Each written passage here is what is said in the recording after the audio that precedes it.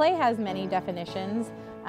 There are some factors that we often use in research to designate something as play, and they usually come down to 6 specific things that have to do with it being intrinsically motivated and engaging and different things like that.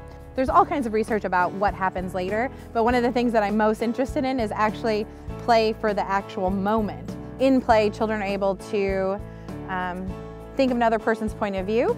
They're able to delay gratification, and they were able to do things that they're not normally able to do in other types of situations, so their heads above is the terminology.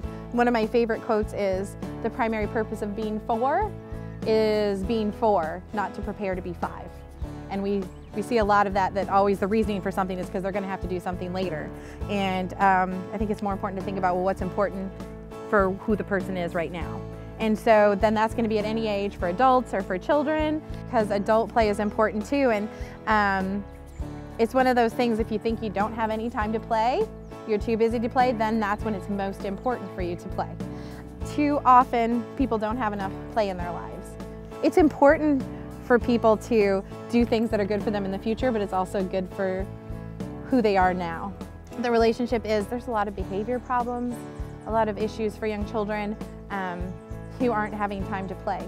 You know, a child's not going to say, "Hey, wait a second, you were really upset with me in that," or "I had an argument with somebody," or a fight with another child, and they're not going to say, "Okay, I'm going to step back and think that child was having a bad day," or, you know, they can't stop and think that through, what that process is. But the way that they can process those things is by playing, because play helps you refocus and reduces energy, and so they might use that experience again to work through that.